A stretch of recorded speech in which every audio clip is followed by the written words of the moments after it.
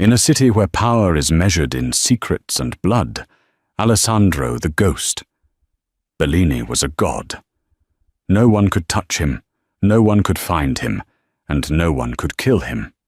Until they did.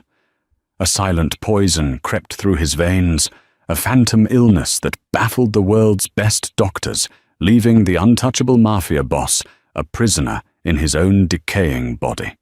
His empire crumbled, his enemies circled, and his men watched helplessly as he faded.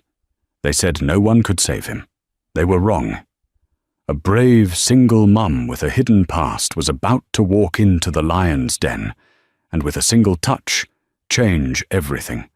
The scent of antiseptic and expensive linen could not mask the smell of decay. It wasn't the scent of a wound or a sickness. It was the smell of power rotting from the inside out. Alessandro Bellini, the head of the city's most formidable crime syndicate, lay still in a bed that cost more than the average family car.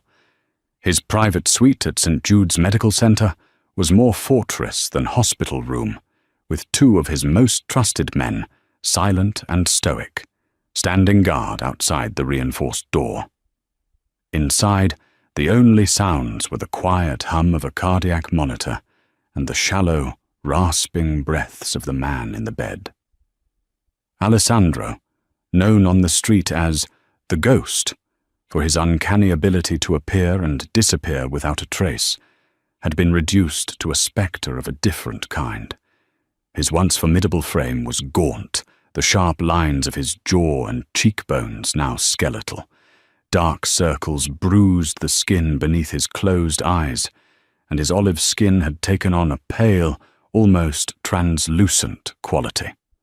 For 3 months he had been like this. It started subtly, a tremor in his hand, a wave of fatigue. He'd ignored it, attributing it to stress, but the weakness grew, a relentless tide pulling him under. Soon he couldn't hold a pen, then a glass. Now he could barely lift his head. The finest doctors from across the globe had been flown in, their consultations held in hushed, fearful tones. They ran every test imaginable, their multi-million-dollar machines scanning and probing a body that was shutting down for no discernible reason. Their conclusion was unanimous and infuriating. There was nothing wrong with him. No tumor, no virus, no known disease. Yet, he was dying. Marco Vittori, Alessandro's consigliere and closest friend since childhood, stood by the window, staring out at the rain-slicked city below. He saw not the glittering lights of the metropolis, but the circling vultures. Dante Falcone, the ruthless head of their rival family, was growing bolder. Shipments were being hit, territories encroached upon. Falcone knew Alessandro was out of commission. The entire underworld was whispering about it. Without the Ghost at the helm, the Bellini Empire was vulnerable, a wounded beast surrounded by a pack of hungry wolves. "Any change?" Marco asked, his voice low and gravelly, not turning from the window. Dr. Evans, a world-renowned neurologist who had been practically kidnapped and paid a king's ransom to oversee Alessandro's care, shook his head. He adjusted his glasses, his face a mask of professional frustration. His vitals are stable but declining. It's a slow, systematic failure. His neurological functions are degrading. It's like watching a candle burn down. I've never seen anything like it. "It's poison," Marco stated. It wasn't a question. "We've run every toxicology screen in existence, Marco." Dr. Evans sighed, running a hand through his thinning hair. "Standard panels, experimental arrays, even sent samples to a specialized lab in Germany. Nothing. If it's a poison, it's one that science hasn't discovered yet. It leaves no trace. It's a ghost, just like him." Marco's hands clenched into fists. He knew it was Falcone. It had to be. The man was known for his sadistic creativity. This slow, untraceable execution was his style. A public assassination was messy, but this This was a masterpiece of cruelty, designed to dismantle not just the man, but his legacy, his entire organization, piece by painful piece. A soft knock came at the door. One of the guards, a mountain of a man named Nico, opened it a crack. He spoke to someone in a hushed voice before looking at Marco. "It's the night nurse from the agency, for the late shift." Marco waved a dismissive hand. They'd been through a dozen agency nurses.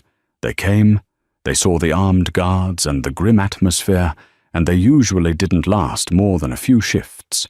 They were just there to perform the basic tasks the private doctors deemed beneath them: changing IV bags, monitoring the machines, turning the patient to prevent bed sores. It was a grim, silent job. "Send her in," Marco grumbled, turning his attention back to the dying man in the bed. He felt a familiar surge of helpless fury. He, who had taken bullets for Alessandro, who had dismantled rival crews with ruthless efficiency, could do nothing but watch his friend, his brother, evaporate before his eyes. The door opened and a woman walked in. She was unassuming, dressed in simple blue scrubs, her honey-blonde hair pulled back in a neat, functional bun. She carried a small, worn satchel over her shoulder and moved with a quiet efficiency that was different from the nervous energy of the previous nurses. She didn't startle at the sight of the room's grim occupant or the palpable tension. She simply walked to the foot of the bed, picked up the chart, and began to read. Marco barely gave her a second glance. She was just another temp, another face in the long, frustrating parade of failures. He had a war to fight, and he was losing his king. What good could a simple nurse do? He had no idea that the woman who had just walked into the room held the one and only key to saving them all. Her name was Evelyn Reed, and her past held a secret far deadlier than any poison. Evelyn Reed knew how to be invisible. It was a skill she had perfected over the past 5 years, a necessary camouflage for a life lived in the shadows. She kept her head down, her voice soft, her presence minimal. Invisibility was safety. It was how she protected her son, Leo. As she reviewed Alessandro Bellini's chart, her professional training took over, a ghost of a life she'd been forced to leave behind. The page was a litany of negatives: toxin screens, clear; pathogen tests, negative; MRI, CT scans, PET scans, all normal. The official diagnosis was a string of medical jargon that amounted to a shrug: idiopathic neurodegenerative decline. Idiopathic, the doctor's word for "we have no idea." But Evelyn saw something else. It was in the details, the nurse's notes tucked in the back of the chart. Patient exhibits intermittent episodes of muscle fasciculation, primarily in the extremities. A faint, sweet, almost almond-like odor noted on breath during exhalation. Skin has a persistent, low-grade clamminess, unresponsive to temperature changes. To the doctors, these were disconnected symptoms of an unknown ailment. To Evelyn, they were a constellation of stars pointing to a single, horrifying point in her past. A cold dread, heavy and familiar, settled in her stomach. She forced it down, her face remaining impassive as she walked over to the IV stand. Her hands were steady as she checked the drip rate, her movements practiced and sure. Her real life, the one before she was a single mom working night shifts for a nursing agency, was a world away. Dr. Evelyn Reed, with a PhD in botany and toxicology from Johns Hopkins. She had been a rising star in ethnobotany, specializing in the complex chemical compounds of rare and undiscovered plant species. Her husband, David, had been a brilliant biochemist. Together they worked for a major pharmaceutical corporation, a company that promised to cure the world, but was more interested in patenting its poisons. David had discovered something. A compound derived from the wolfsbane family, Aconitum lycoctonum, but modified with a synthetic peptide that made it bond to nerve endings. It caused a slow, agonizing paralysis that was undetectable by conventional means. It mimicked natural cell death. He called it silenti mortem, silent death. When he realized the company planned to sell it to paramilitary contractors, he tried to blow the whistle. That was 5 years ago. The official story was a car accident, a drunk driver. Evelyn knew better. She was left with a 6-month-old Leo and a life shattered. They had taken everything from her: her husband, her research, her career. They'd discredited her, buried her under a mountain of litigation and threats until she'd vanished, changing her name and becoming just another face in the crowd. Now, standing in the silent room of a dying mafia boss, her past had come roaring back. The almond scent on the breath, the muscle twitches, the slow shutdown. It was David's poison. She was sure of it. After settling into the routine of the room, checking monitors and making notes, she waited. Marco and the doctor eventually left, leaving her alone with the 2 guards outside and the man in the bed. With the room now quiet, she moved closer to Alessandro. Even in this wasted state, there was an aura of power about him, an intensity that seemed to cling to the very air he breathed. She leaned in, pretending to adjust his pillow. The faint, sweet scent was there, just as the notes described. It was the signature of the synthetic peptide. Her heart hammered against her ribs. This man, this dangerous criminal, was the victim of the same evil that had destroyed her life. Her mind raced. The antidote. David had been working on one. It was complex, derived from a rare orchid, the Dendrophylax lindeni, the ghost orchid. The irony was almost cruel.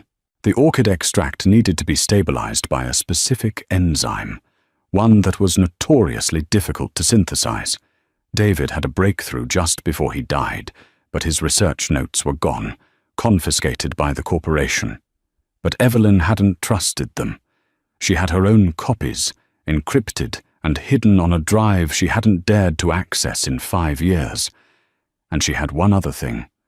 Before David died, he'd given her a small vial, a prototype of the stabilizer. He'd told her it was the most important thing he'd ever created. She had kept it with her always, a memento of a stolen future, tucked away in a small fireproof safe in her tiny apartment. It was only a small dose, not a cure, but it might be enough to halt the poison's progression. A choice stood before her, stark and terrifying. She could walk away, maintain her invisibility, keep Leo safe. Tending to this man was a job, nothing more. Getting involved with the mafia was a death sentence, or she could fight back. She looked at Alessandro Bellini's still face. Saving him wasn't just about saving a stranger. It was about justice for David. It was about proving that the monsters who created this poison couldn't win. They had taken her husband. They had taken her life. She would not let them take another. Her decision made, a calm resolve settled over her. She finished her shift without incident, her demeanor as bland and professional as ever. But as she walked out into the pre-dawn chill of the city, Evelyn Reed was no longer invisible. She was a scientist, a widow, and a woman on the edge of a war she never wanted to fight.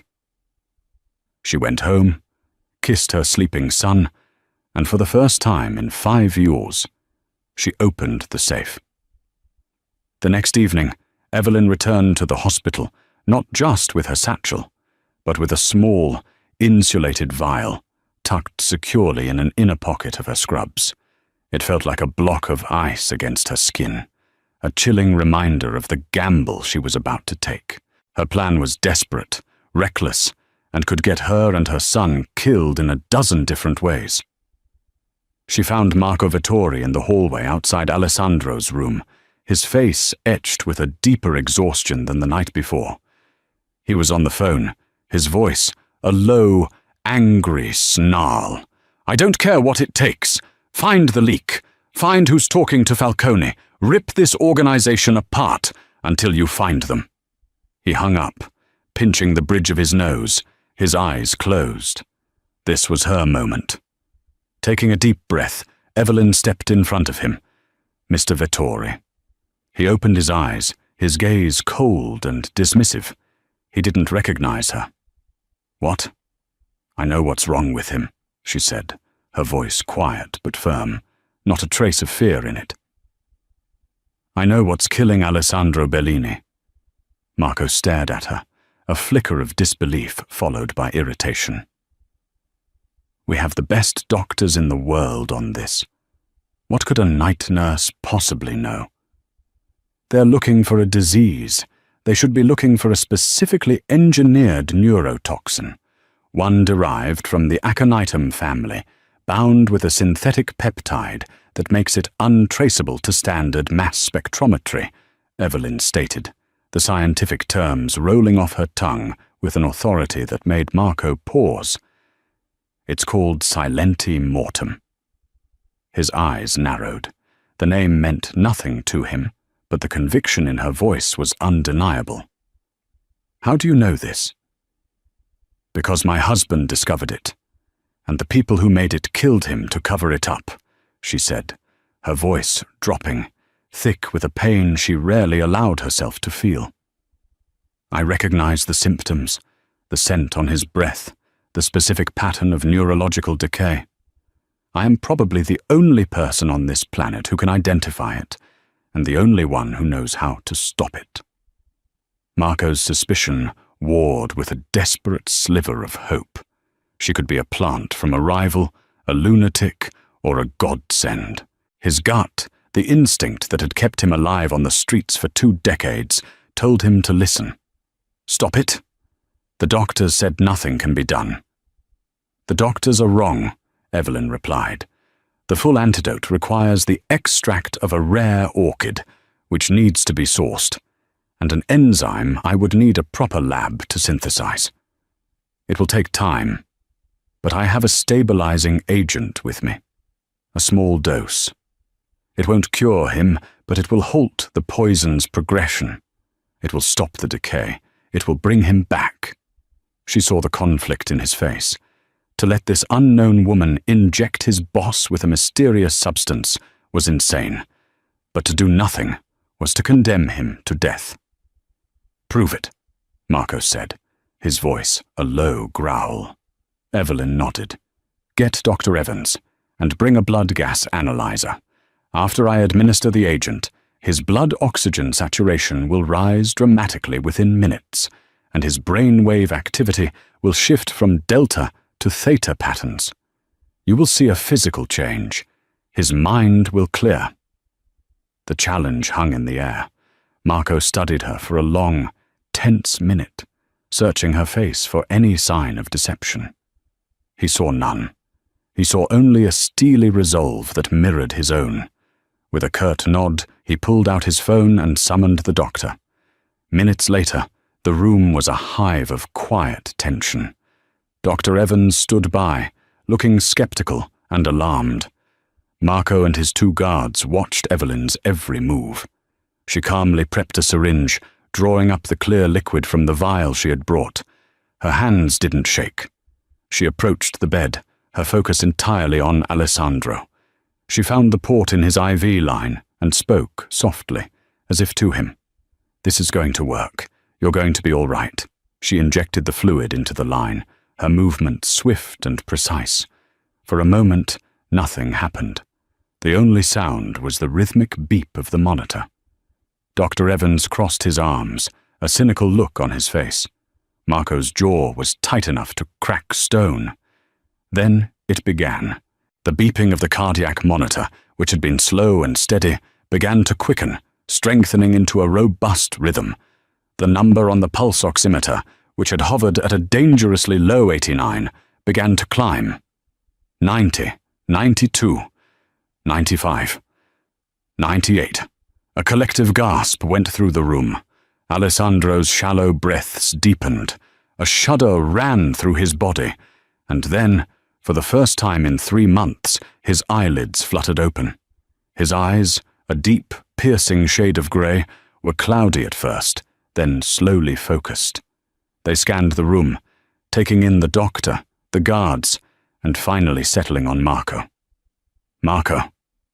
The voice was a dry, weak whisper, but it was his. It was the voice of their leader, their king, pulled back from the brink. Marco rushed to the bedside, his composure finally breaking. "Boss? Alessandro? Can you hear me?" Alessandro's gaze shifted, moving past Marco to the woman standing quietly by the IV stand.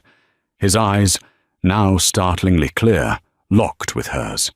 He didn't know who she was, but he understood in that instant that she was the reason he could see, the reason he could think, the reason the fog had lifted from his mind. Evelyn met his gaze, her heart pounding. She had just declared war on a powerful corporation and thrown her lot in with the city's most dangerous men.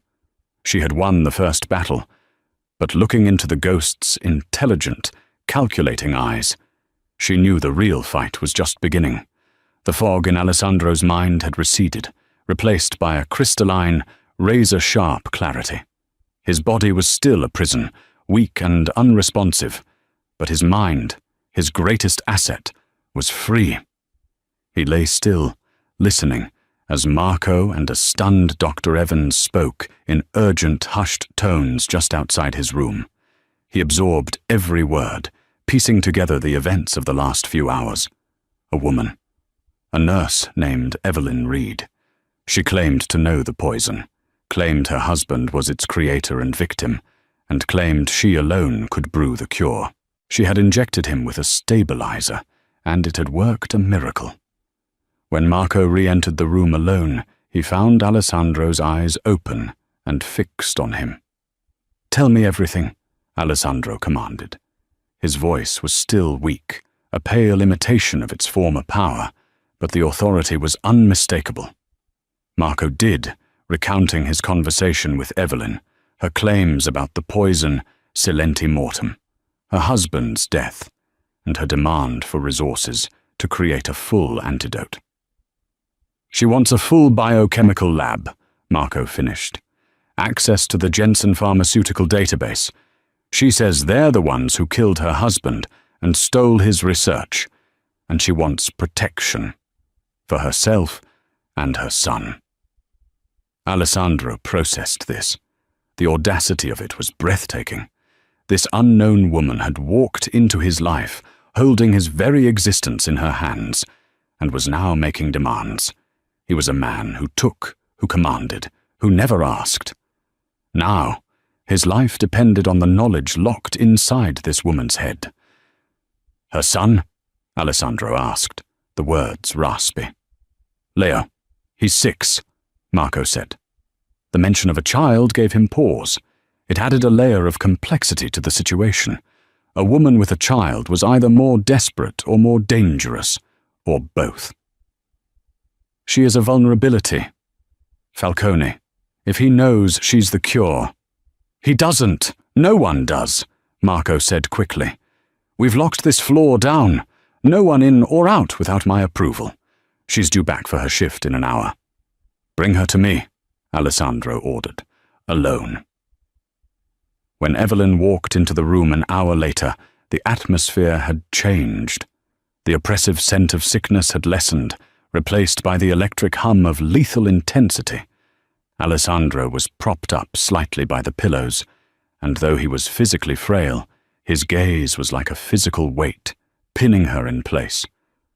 The ghost was awake. "You are Evelyn Reed," he stated.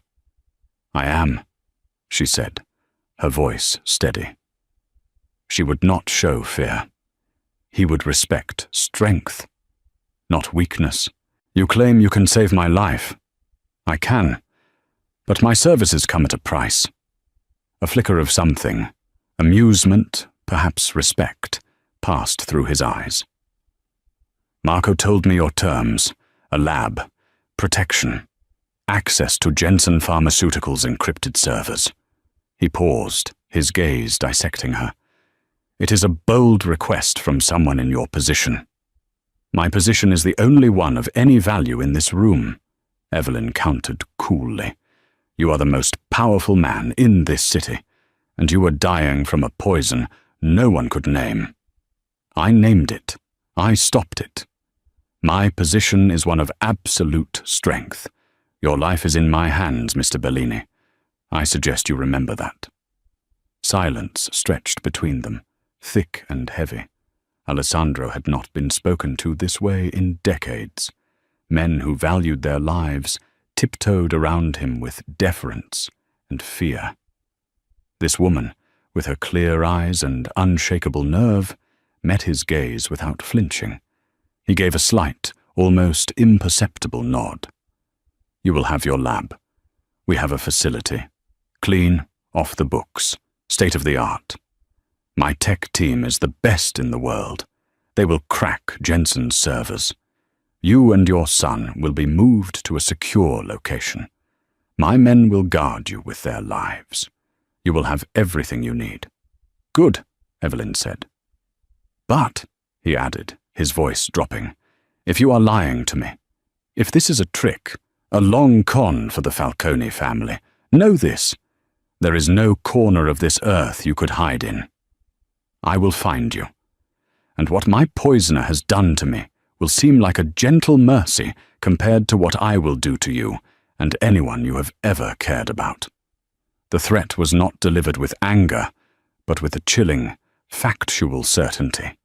It was a promise. I'm not working for your enemies, Evelyn said, her voice tight. My enemy is the same as yours, the people who created this poison. I want justice for my husband. You want to live. Our goals are aligned. For now, he conceded. You will begin work immediately. Marco will arrange everything. You will report your progress directly to me. No one else. Their alliance was forged, a fragile pact born of mutual desperation. Evelyn left the room feeling as though she had just negotiated a treaty with a foreign king. She had the resources she needed, but she had also just shackled herself and her son to the most dangerous man in the city. Later that night, as two of Alessandro's men, Nico and a quieter man named Matteo, moved her and a sleeping Leo from their small apartment to a luxurious, heavily fortified penthouse, the reality of her choice set in. From the penthouse window, the city glittered below like a web of jewels. It was beautiful and treacherous. She had stepped out of the shadows and into the heart of the web, and its spider was watching her every move. The laboratory was more advanced than anything Evelyn had ever worked in, housed in the sub-basement of an unassuming Bellini-owned warehouse. It was a sterile, state-of-the-art facility. Alessandro's tech team, a group of young geniuses poached from various three-letter agencies, had, as promised, cracked Jensen Pharmaceuticals' servers. Decades of encrypted data, research, and internal communications were now at her fingertips. For days, Evelyn worked relentlessly, fueled by coffee and a burning need for vengeance. She cross-referenced David's hidden notes with Jensen's files, painstakingly reverse-engineering the poison's synthetic peptide. The work was consuming, a bitter reunion with the life that had been stolen from her.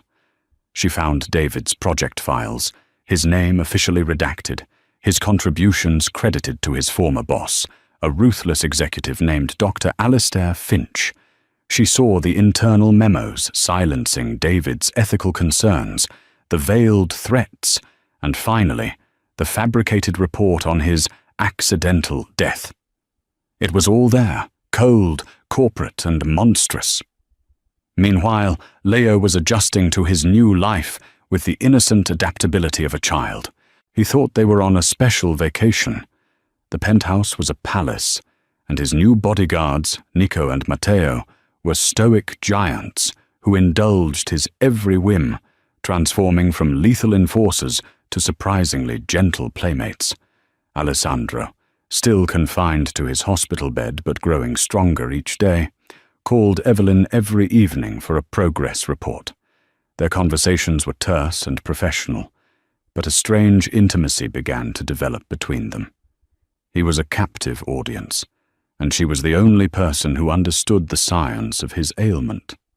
She found herself explaining the complex biochemistry to him, and he listened with a sharp, insightful intelligence, asking questions that revealed a deep understanding of strategy and systems. He learned about her past not through interrogation, but through the context of her work. He heard the catch in her voice when she mentioned David's name, the cold fury when she described Alistair Finch. He, a man who dealt in secrets, began to understand the woman who held his life in her hands.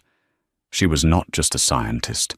She was a survivor, forged in a fire of betrayal that mirrored his own world.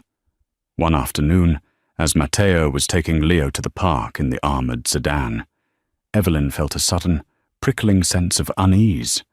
She called Matteo's phone. It went straight to voicemail. She tried again. Voicemail. Panic, cold and sharp, seized her. She immediately called the secure line to Alessandro's room. Marco answered. "It's Leo," she said, her voice tight with fear. "I can't reach Matteo. They went to Central Park an hour ago." The response was immediate and terrifyingly efficient. Marco's voice became steel. "Stay in the lab. Lock it down. I'm handling it." To Alessandro, the attack on Evelyn's son was an unacceptable breach and a personal insult. It was a move Dante Falcone would make, targeting a child to gain leverage. He gave a single, chilling order to Marco. "Find them. Bring the boy back. Leave no one standing." The next 2 hours were the longest of Evelyn's life. She paced the lab, her mind a maelstrom of horrific possibilities. She had done this. She had put her son in the crosshairs of a mafia war. Finally, the lab door opened. Marco stood there, his suit jacket gone, a dark stain on his white shirt sleeve. Behind him, Nico entered, carrying a sleeping Leo in his arms. The boy was unharmed, clutching a half-eaten bag of popcorn. "He's fine," Marco said, his voice grim. "Falcone's men. They tried to grab him. Matteo is in our clinic. He'll live." Relief washed over Evelyn so intensely her knees buckled. She rushed to her son, her hands stroking his hair, his face, assuring herself he was real and safe. After tucking him into his bed in the penthouse, she returned to find Marco waiting for her. "Thank you," she whispered, her voice raw. "We protect our own," he said simply. The implication was clear. She and Leo were now considered theirs. That night, when Alessandro called, his voice was different. The professional distance was gone, replaced by a low, simmering rage. "They will not touch your son again," he said. It was not a reassurance. It was a vow. "Falcone has crossed a line. He will pay for it." "This is my fault," Evelyn said, her voice cracking. "I brought this into his life." "No," Alessandro's voice was firm. "This world was waiting for you, long before you knew it. The men who killed your husband and the men who came for your son are two sides of the same coin. They prey on the weak. They underestimate those they cannot control." He paused. "You are not weak, Evelyn, and I am no longer dying." In that moment, something shifted between them. The fragile alliance of necessity was being forged into something stronger. He was not just her patient, and she was not just his cure. She was a woman who understood his world of calculated risks and hidden enemies, and he was the one man powerful enough to help her fight them. The scars of her past had led her to him, and now their futures were irrevocably intertwined. She had saved his life, and now he would save hers. With the formula for the antidote nearly complete, only one obstacle remained: the final, crucial ingredient was a specific culture of the Dendrophylax lindenii orchid, one that had been genetically modified by David's team to maximize its enzymatic output. According to Jensen's records, the only existing sample was stored in a cryo-vault at a private, high-security conservatory Jensen used for its most sensitive botanical assets. It was called the Eden Conservatory. Breaking into Eden was a task for Alessandro's people. The plan was meticulous. His tech team would disable the security grid for a 7-minute window. A 3-man team, led by Nico, would go in, retrieve the sample, and get out. Evelyn provided them with the exact vault number and handling protocols. The night of the operation, the penthouse was a command center. Evelyn and Marco stood over a bank of monitors displaying blueprints and security feeds. Alessandro was on a live, secure audio link from his hospital room, his mind sharp and his questions precise, directing the operation like a general from his tent. "Team is in position," Marco reported, his eyes fixed on a schematic. "Techs are a go. Disabling the grid in 3, 2, 1. On the screen, a series of green lights turned red. "Grid is down," a voice crackled over the comms. "You have 7 minutes. Go." They watched a live feed from Nico's helmet cam. The team moved with silent, fluid grace through darkened corridors lined with exotic plants. They reached the cryo vault without incident. Nico entered the code Evelyn had recovered from the archives. The heavy door hissed open. Then, everything went wrong. The moment the door opened, emergency lights flashed red and a deafening alarm blared. On the monitor, Marco cursed. "It's a trap. The grid came back online. It's a silent tripwire inside the vault." On the helmet cam, the world devolved into chaos. Men in black tactical gear swarmed the corridor. Gunfire erupted. The feed cut out. "Nico, report!" Marco yelled into his comms. There was only static. Evelyn felt the blood drain from her face. This was her fault. Her information. Alessandro's voice came over the speaker, devoid of panic, cold as ice. "Falcone knew we were coming. He knew where and when. There is a leak, not just a whisper, a river." The only people who knew the exact time and location of the operation were on this command team. Marco, Evelyn, the tech team in another location, and Alessandro himself. The implication was sickening. The traitor was in their inner circle. Suddenly, Alessandro spoke again, his voice dangerously soft. "Evelyn, the orchids. Tell me about them." "What?" she asked, confused by the non-sequitur. "The modified culture. What are its properties?" It's extremely sensitive to temperature changes," she stammered, trying to follow his logic. "That's why it's in cryo storage. A sudden shift in temperature would render the enzymes inert within minutes. So, to set a trap, the enemy would have to know we were coming," Alessandro mused. "But to preserve the prize, they would have to keep the cryo systems running. But the silent alarm that was tripped, it was tied to the vault door, not the main grid." He paused. "That alarm code was not in the Jensen files, was it?" "No," Evelyn realized with a jolt. "It must have been added recently. Only someone with high-level access at Jensen could have done that. Or someone who was given the code by a traitor," Alessandro finished. His next word sent a chill down Marco's spine. "Who else is in my family, Marco? Who has ambition, but not the stomach for a direct challenge? Who has always felt they deserved more?" Marco's face went pale as the realization dawned on him. Luca Bellini, Alessandro's younger cousin, a man who managed the legitimate side of the family's finances, always smiling, always deferential, but with a bitterness in his eyes. "He has connections to Jensen's board through a shell corporation," Marco said, his voice laced with disgust. "We thought it was good for business." He sold us to Falcone for a seat at the head of the table, Alessandro snarled, and then his voice sharpened. Where is Luca now? A quick track of Luca's phone showed he was at the family's central warehouse, the same building that housed Evelyn's lab in the sub-basement. He's going for the research, Evelyn gasped. He's going to destroy everything. No, Alessandro corrected her. He's not there to destroy it. He's there to get you. You're the only one who can make the antidote. Falcone doesn't want the recipe. He wants the chef. Marco was already moving, grabbing a weapon from a hidden cache in the wall. I'm on my way. It's too late. He's already there, Alessandro said. His voice was grim. Evelyn, listen to me. The lab's ventilation system. Is it isolated? Yes, she said, her heart hammering. In your research, did David create anything else? Anything defensive? Evelyn's mind raced. Yes, there was one. A non-lethal neuroparalytic agent.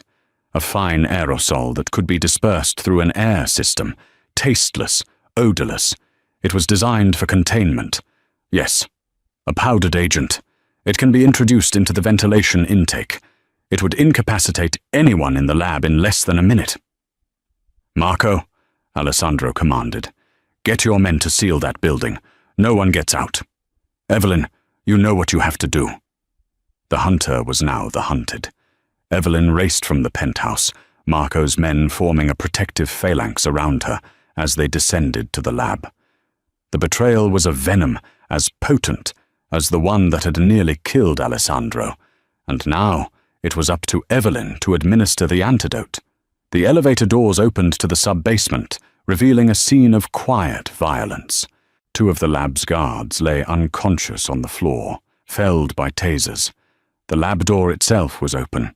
Luca Bellini stood inside, his back to the door, rifling through Evelyn's research notes. 2 of Falcone's thugs stood with him, their guns trained on the entrance. Luca looked up, a smug, triumphant smile on his face as he saw Evelyn flanked by Marco. Cousin Alessandro sends his regards, I assume. He sneered at Marco. Too bad he's too weak to deliver them himself. Don't worry, I'll take good care of the family business, and Dr. Reed here will ensure I stay healthy. It's over, Luca, Marco growled, his own weapon raised. It was a standoff. It's just beginning, Luca countered. He gestured with his gun toward Evelyn. Come now, Doctor, we have work to do. Dante Falcone is very eager to meet you. But Evelyn wasn't looking at Luca. Her gaze was fixed on the environmental control panel on the far wall. She needed to get to it. She needed a diversion. You're a fool, Luca, she said, her voice ringing with contempt. You think Falcone will share power with you? He's using you. Once he has the antidote, once he has me, you're a loose end. Luca's smile faltered. She's bluffing. Am I? Evelyn took a small step forward. The full antidote requires more than just the orchid. It needs a specific blood protein as a binding agent, a protein that is unique to Alessandro's genetic line, to the Bellini bloodline. It was a brilliant, instantaneous lie, but it was plausible enough to sow a seed of doubt. Luca's eyes widened slightly. If the cure was tied to Bellini blood, then keeping Alessandro alive, or at least his bloodline, was paramount. Killing him would be suicide. My blood is Bellini blood, Luca said, a new avarice in his eyes. The antidote would make him truly invincible. In that moment of hesitation, Marco acted. He fired, not at Luca, but at a metal shelving unit to his left.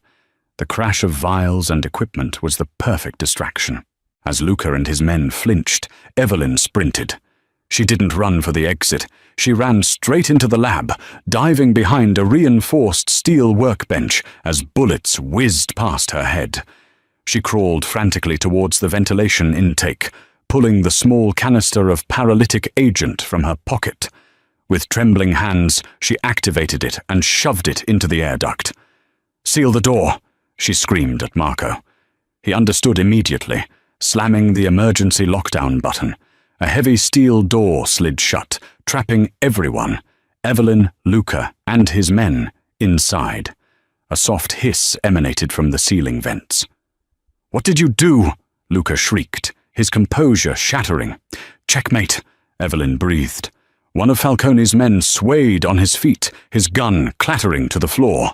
The other collapsed a moment later. Luca looked around in panic, his limbs growing heavy, his vision blurring. He stumbled, falling to his knees, his eyes wide with disbelief as he looked at the woman he had so fatally underestimated. He collapsed before he could utter another word. When Marco and his men finally breached the door minutes later, they found Evelyn standing amidst the sleeping bodies, the air already clearing. She was breathing heavily, but she was unharmed. The aftermath was swift and brutal. Nico and his team had been recovered, wounded, but alive. Luca's betrayal sent a shockwave through the organization, but Alessandro, his voice now strong over the phone, used it to consolidate his power, purging anyone with loyalty to his cousin. Dante Falcone, deprived of both the cure and his inside man, was left exposed. The war wasn't over, but the tide had turned irrevocably. A week later, Evelyn administered the final dose of the completed antidote to Alessandro. He was out of the hospital, back in his penthouse fortress, his strength returning with astounding speed. He stood by the vast window, looking out over his city. He was dressed in a perfectly tailored black suit, and while still lean, the ghost was gone, replaced by the king. Evelyn stood a few feet away, watching him. "It's done," she said quietly. "You'll make a full recovery." He turned to face her. The sheer force of his presence was still something she was getting used to. "We are done," he corrected her. "You avenged your husband. Alistair Finch and the board of Jensen have had a series of unfortunate accidents. The company is in chaos. Their secrets are now mine." He stepped closer, his grey eyes searching her face. "I owe you my life, Evelyn. I will give you anything you want.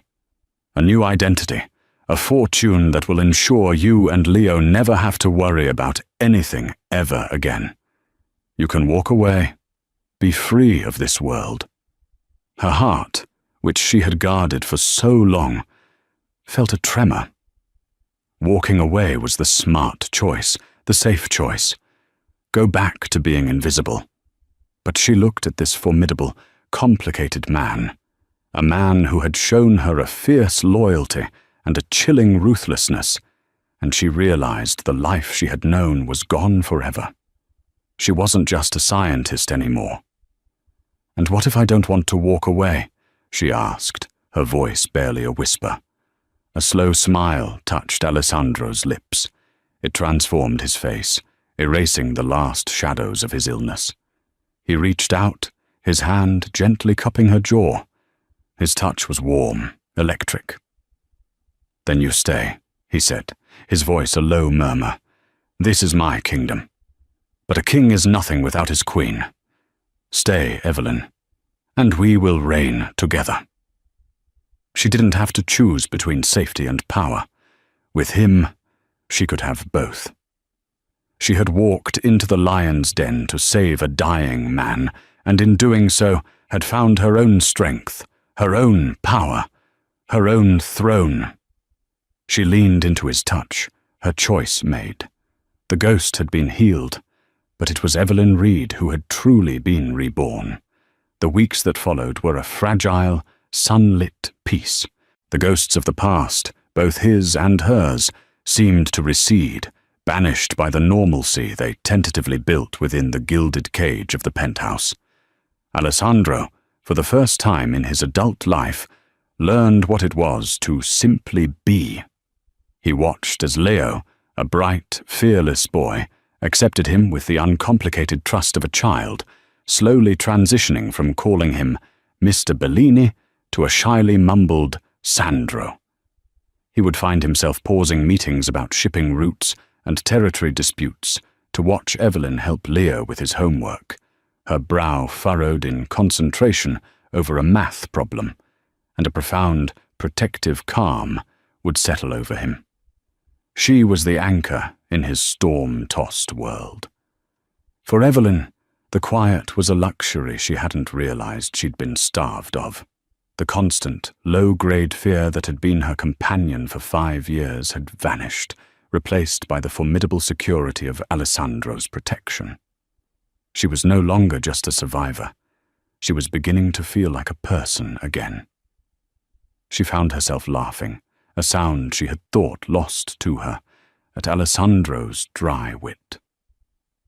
She discovered the man beneath the Mafia Boss, a man who had an encyclopedic knowledge of Renaissance art and a surprising weakness for the chocolate chip cookies she baked with Leo. In these quiet moments, his promise that they would reign together felt less like a strategic alliance and more like the foundation of a life. But a crown, she was about to learn, is not a soft thing. It is forged in fire and heavy with the weight of enemies. The peace shattered on a Tuesday morning. Marco arrived for their daily strategy meeting, not with his usual stoic calm, but with a thunderous expression, a tablet held in his hand like a weapon. "We have a problem," he said, placing it on the large mahogany table in Alessandro's study.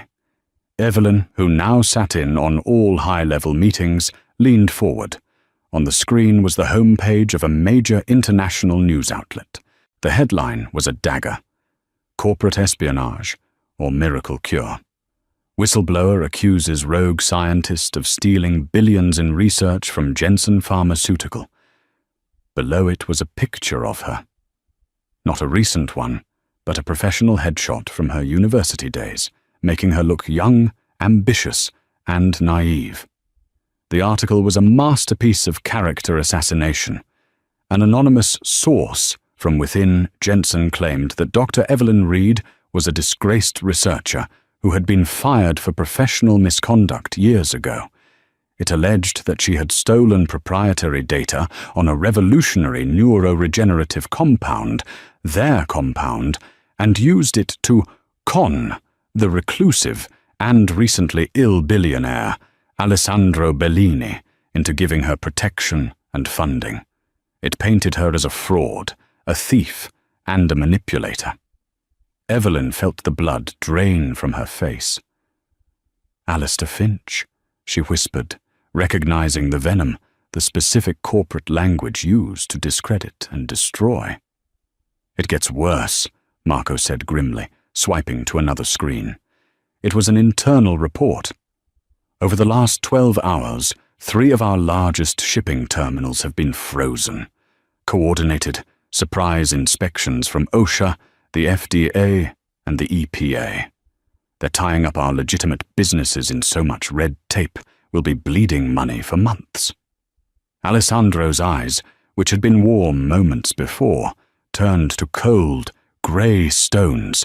He looked at the 2 reports, the public attack and the silent economic one. "This isn't Falcone's work. He's a butcher. This is precise. This is surgical." "This is Janssen," Evelyn said, her voice shaking with a cold rage. "This is how they fight. They don't send thugs with guns. They send lawyers and PR firms and lobbyists. They're not trying to kill me. They're trying to erase me. If they can legally discredit me, they can claim all the research, David's work, my work, as their own. They can reclaim their stolen property. And tying up my businesses puts pressure on me to cut my losses," Alessandro continued, the pieces clicking into place. "They think they can isolate you, make you more trouble than you're worth, and force me to hand you over." Marco looked at Alessandro, awaiting the order to make people disappear. But Alessandro was looking at Evelyn, watching as the shock on her face was replaced by a look of hard, calculating fury. The woman who had faced down his traitorous cousin in her lab was re-emerging. "They've made 2 mistakes," Evelyn said, her voice low and steady. She stood up and began to pace the room, her mind, her greatest weapon, now fully engaged in the war. First, they assumed you would fold under financial pressure. They don't know you. She glanced at Alessandro, a flicker of their new, unspoken bond passing between them. And the second mistake? He asked, intrigued. They assumed I would be on the defensive. They think I'm just a scientist, a victim. They wrote the narrative, and they expect me to hide from it. She stopped pacing and turned to face them, her eyes blazing. But they forgot one thing. When I had your team crack their servers to find the antidote, I didn't just get David's research. I got everything.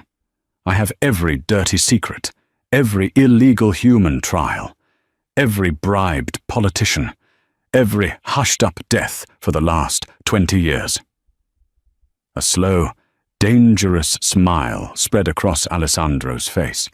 He looked at her, not just with affection, but with the profound respect a king gives to his queen. She was not a liability. She was his sharpest sword. They launched the first missile in a war of information, Evelyn declared, her voice ringing with newfound authority.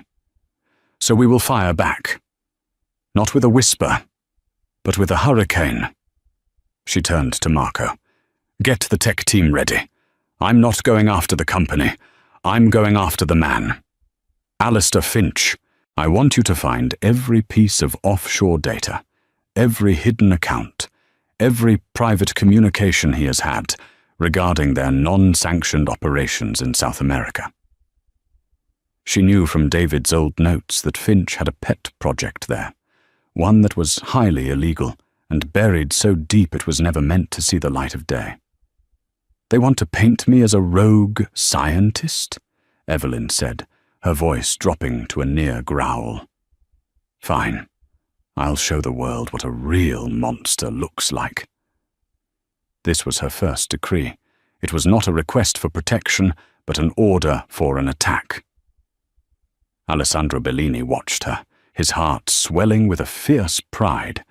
He had asked her to reign with him, and right now she was not just standing beside the throne, she was claiming it. And so, the single mum who was supposed to be a victim became a queen, and the dying mafia boss who was supposed to be a memory was reborn as a king. Their story is a testament to the fact that sometimes the most powerful force in the world isn't a bullet or a poison, but the unshakable will of a person with nothing left to lose. But their war is far from over. Dante Falcone is still out there, and the corporate snakes at Jensen Pharmaceutical won't forget who brought them down. Alessandro and Evelyn saved each other. But can they save their newfound empire from the enemies gathering at their gates? What did you think of Evelyn's bravery and Alessandro's transformation? Let us know in the comments below. If you enjoyed this gripping tale of danger and romance, don't forget to hit that like button, share this video with a friend who loves a good story, and most importantly, subscribe to the channel so you don't miss what happens next. Thank you for listening.